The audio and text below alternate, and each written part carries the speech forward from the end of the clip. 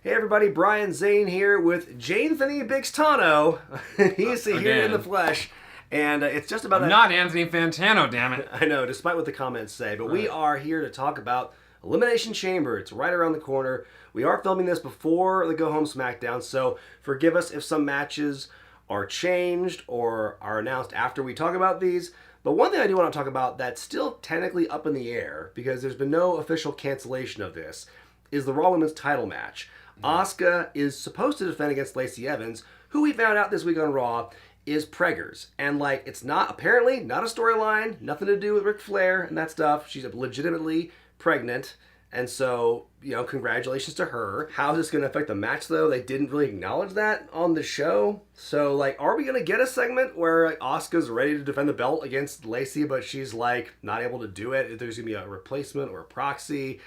Is Charlotte just going to swoop in and just, like, replace her and win another title? Like, what the hell do you think's going to happen with this? Lana, yes. What else? She basically won her feud with Nia Jax, essentially. Right. So the next match, as of right now, that's been announced, that's not a chamber match, is a triple threat for the U.S. Championship as Bob Lashley defends against Riddle and Keith Lee. What's your take on this match so far, and the build thus far? Well, we thought Riddle and you know, him were going to have that fight back at the Rumble, but that never happened either. Right. We thought it was going to be, you know, Lashley. So but now it's confirmed, though. We know for sure this match is happening. This is good. I don't know. I'm interested to see Keith Lee and Lashley now, because I think we've seen so much Riddle and Lashley. Riddle and Lashley's happen a lot. Keith Lee at least makes it feel a bit different. I think he's going to be kind of the X factor in this thing, because I think it'd be a good feud, actually. I think it'd be a great feud. I think, you know, the big meaty men bumping meat, basically. That's what we want to see in our wrestling. And I think that it can really go either way. I mean, I could see Lashley defending, retaining it, and going on a Mania against somebody, maybe Keith Lee. I could also see Riddle winning it. I could see Keith Lee winning it. I mean, really, to me, it feels kind of wide open. If you had to pick, who do you think would win this match? Still Lashley. I still think they need to keep him strong. Okay. I'm going to be kind of wild and crazy with this one. I think Riddle is going to win the championship on that night. So that's what. And hey, we finally disagreed on something. Bro. Let's move on to the big stories about this pay-per-view. That's the chamber matches, beginning with the one for SmackDown, where it's a qualifying match. The winner faces Roman Reigns for the Universal title immediately afterward. This one, I think, is very compelling to me, because the way they have been really elevating Cesaro in the last couple of weeks, to me, makes him kind of like a high contender to win this matchup. Kevin Owens is in it, which always makes things interesting. They're going to keep that going, you know, could get one more shot. Jey Uso, to me, feels kind of a wild card as well, because he could be like trying to fight, do strategy on behalf of his cousin, but also maybe he wants a shot at the Universal Championship again. Maybe he deep down wants that. Maybe trying to put more of a division or friction between he and Roman. Maybe. Yeah. There's a lot of ways to go with this. Like, what do you think, Cindy? What do you make of this makeup of the chamber match? I mean, the makeup's good. The match is probably going to be really good. There's a lot of good performers. There's no question about that. And I love that they're finally building Cesaro since his big win at WrestleMania 30. Yeah, I know. That's been a long time coming. Right. Oh, yeah. Cesaro section might come back. That being said, Jesus, please tell me they are not going to let the Midtown hipster beer garden guy win again. Kevin Owens. And then I'm sorry, he just looks like every other dude at a craft beer spot.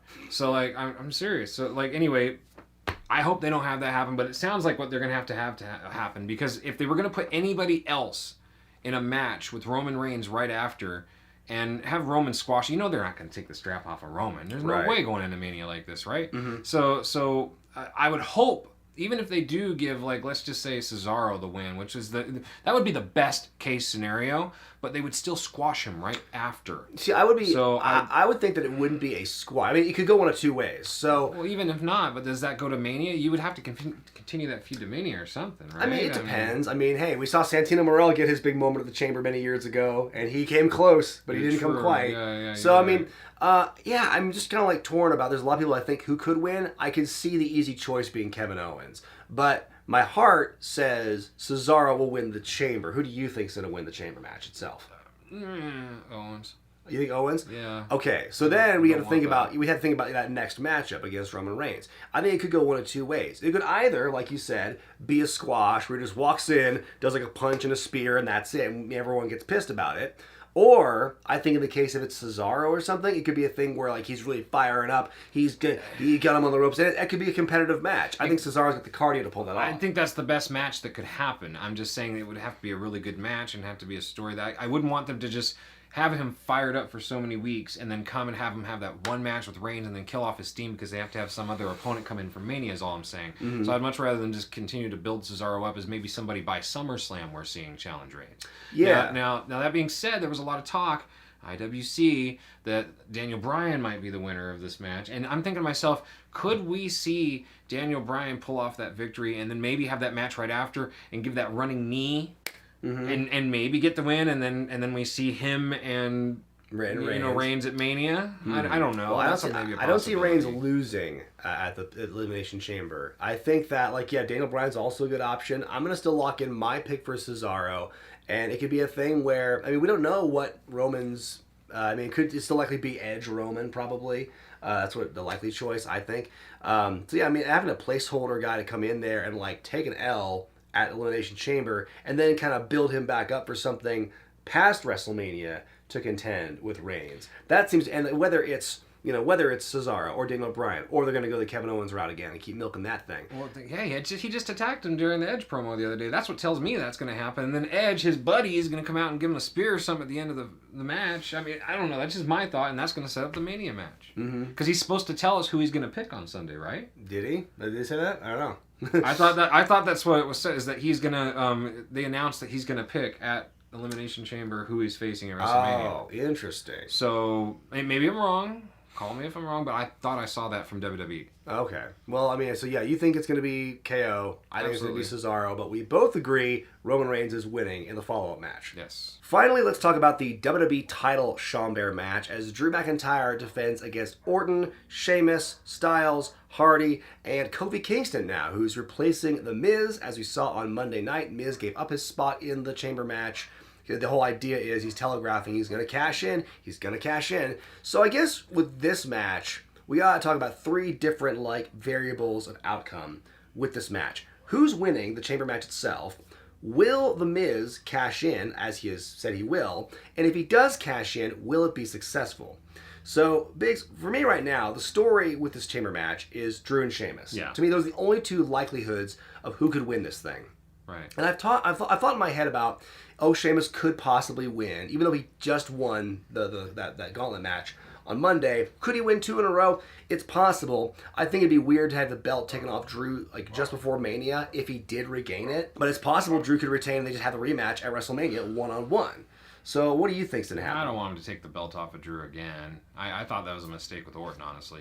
I don't know. There's so many questions in this match, right? Is The Miz gonna interfere? Can we relive the same magic from 2 years ago at Elimination Chamber with Kofi Kingston? Yeah, Kofi Mania. They're gonna hammer that home for sure. Right. There's just so many things. I think the obvious subplot with Randy Orton being part of the match is The Fiend probably gonna show up at some point. Come on, place your bets, everyone. How is The Fiend gonna spook Randy Orton? How are we gonna see it? He's gonna come up through the middle of the ring. Okay, I think pull him down into the grips of hell. Oh, wouldn't that be? I think it's going to be a thing where he pops up next to him in the pod or something, and Orton's trapped, and lights cut out again. They come back up, they're both gone. That's how Orton gets eliminated from this matchup. I can see that. Ooh, good way to keep him strong. Goosebumps. Got to be the goosebumps from just thinking about that. Someone give me the pencil. I just really think that, in my opinion, it's going to boil down to Sheamus and Drew somehow.